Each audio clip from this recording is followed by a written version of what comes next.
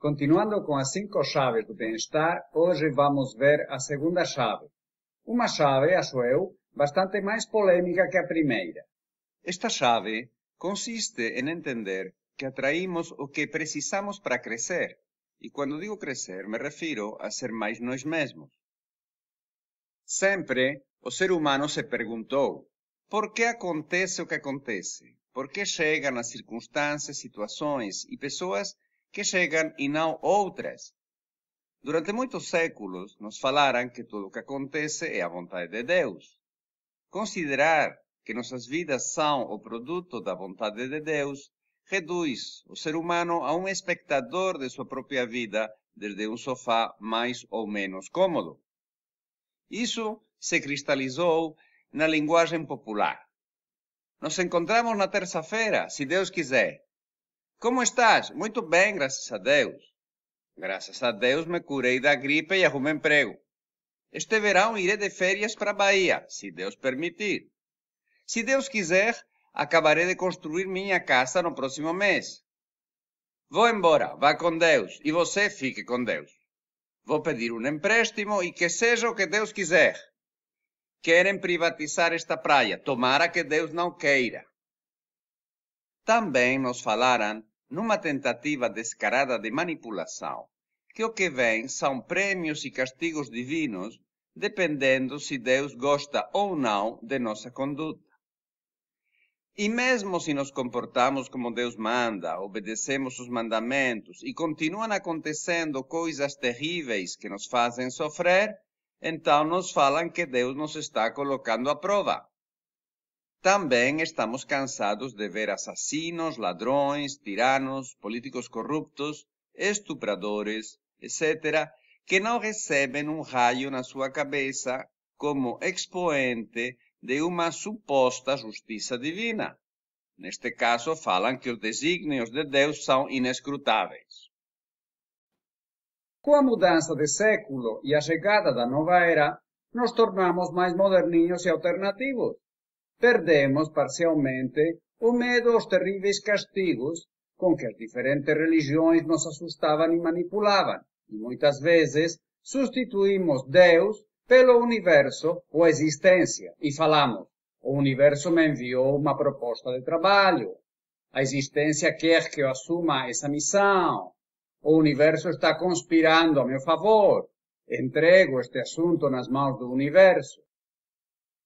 Se fala constantemente na literatura esotérica e na de autoajuda, e também em certos trabalhos ditos de autotransformação, que, quando você quer alguma coisa, todo o universo conspira para que você alcance. Afortunadamente, o universo não conspirou tanto assim com Hitler ou com Osama Bin Laden. Com isso de que Deus ou a existência está de olho em mim, se ocupa de mim, me manda pessoas e situações, fazemos 4 coisas. Primeira, passamos a responsabilidade de nossas vidas para terceiros. Se o que acontece e o que me acontece é a vontade de Deus, que responsabilidade tenho em relação à minha vida? Enquanto colocávamos nossas vidas nas mãos de Deus, tínhamos a possibilidade de sair da arapuca entendendo que esse Deus poderia ser a divindade interna. No entanto, conceber a existência ou o universo como algo interno é muito mais difícil, por mais que a máxima hermética diga o todo está na parte e a parte está no todo. Sempre que deixamos em mãos de terceiros, seja Deus, a existência, o marido, a família ou o chefe, nossas opções de vida, acabamos amargurando uma sensação de perda de identidade, que imediatamente tentamos compensar, procurando elementos externos que nos ajudem a sentir que somos alguém. Assim, enfraquecendo o eu, engordamos o ego. Segunda, continuamos repetindo e ficando ancorados em uma antiga e conhecida relação paterno-filial, onde a criança pouco ou nada pode por si mesma. Quem pode é o pai, às vezes também a mãe, aqueles gigantes todo-poderosos. Se sou boazinha, obedeço e agrado meu pai, ele vai me premiar dando-me o que eu quero. Mas se não cumprir suas ordens, ele vai ficar bravo e vai me castigar, pensa a criança. Depois, quando padres, pastores e outros comerciantes de almas nos falam que existe um Deus Pai Todo-Poderoso, que desde lá de cima nos observa e vai premiar-nos ou castigar-nos pelos nossos atos, acreditamos piamente, pois já temos plenamente embutido na nossa mente esse modelo através de nossa própria experiência infantil. É justamente por projetar para o plano espiritual esta experiência infantil que as religiões patriarco-monoteístas têm o poder que têm. Sempre que acreditamos num ser superior e nos adequamos às suas supostas leis, geralmente enunciadas por instituições que se autoproclamam como seus porta-vozes exclusivos, estamos dando continuidade e reforçando nossa atitude infantil, onde éramos dependentes e desprovidos de qualquer autoridade em relação a nossas próprias vidas. Perdoem-me, mas colocar nossas vidas nas mãos de um ser superior, dono de nosso destino, não é espiritualidade, mas uma forma de infantilização. Terceira, cometemos um tremendo erro de medida. Se um grão de areia é infinitamente minúsculo, comparado com as praias do Atlântico, um ser humano é praticamente nada comparado com o universo que tem um tamanho de 93 mil milhões de anos-luz e que ainda, segundo os astrônomos, está em expansão. Para se ter uma ideia, nossa galáxia, a Via Láctea, tem um diâmetro médio de uns 100 mil anos-luz, isto é, quase 1 milhão de vezes menor que o universo. O sistema solar tem um tamanho de 1 ano-luz, 100 mil vezes menor que a galáxia, uns 9.500 trilhões de quilômetros. O planeta Terra tem um raio médio de 2.030 quilômetros, ou seja, quase 5 trilhões de vezes menor que o sistema solar. E o ser humano, uma altura média de 1,75 m, 2 milhões de vezes menor que o raio do planeta. O ser humano é então 1 milhão multiplicado por 100 mil, multiplicado por 5 trilhões, multiplicado por 2 milhões de vezes menor que o universo. Então, comparado com o universo, o que é o ser humano? Quarta, inflamos o ego. Considerar que o universo ou Deus está observando-me, está atento a minhas necessidades e vontades, é espantosamente egocêntrico e dá um status e importância privilegiada com a que engordamos o ego e tentamos esconder a frustração interna de não ser plenamente o que realmente somos. O tamanho do ego, como já vimos na primeira chave, é inversamente proporcional ao tamanho do eu.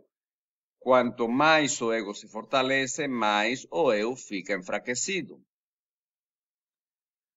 Como diz Osho, a existência não tem propósito. O universo não é nem hostil nem amigável, é simplesmente indiferente.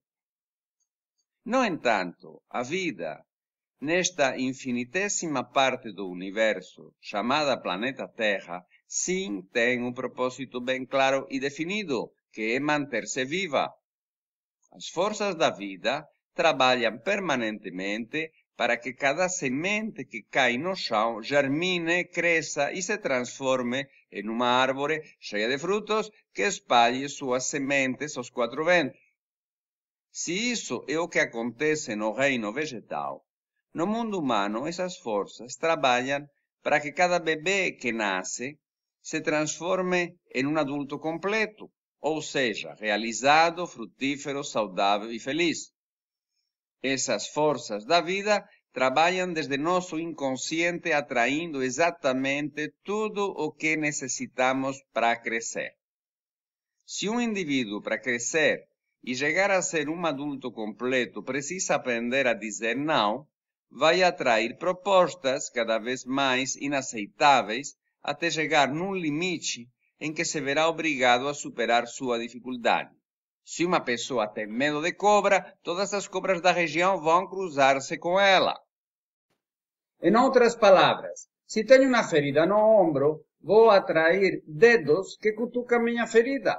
O dedo não é um canalha que me faz sofrer, senão um aliado que me diz: olha, para de fingir, você tem uma ferida aí, melhor cuida e cura ela. Mas nós temos a mania infantil de vitimar-nos ou de brigar com as circunstâncias se elas não se adaptarem a nossas limitadas e caprichosas expectativas mentais.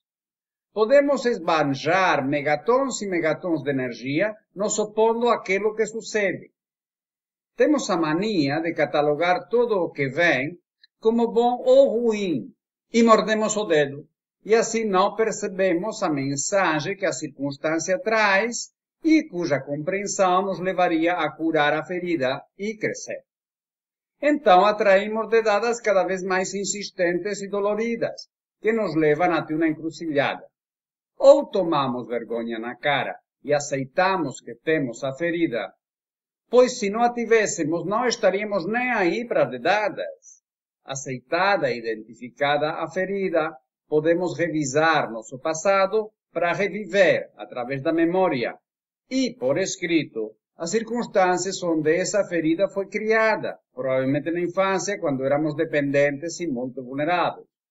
Na hora em que revivemos essa circunstância, com a nossa independência, tamanho e experiência de adultos, vemos que o que na infância foi dramático e impactante até o ponto de criar uma ferida, hoje tem pouca ou nenhuma importância.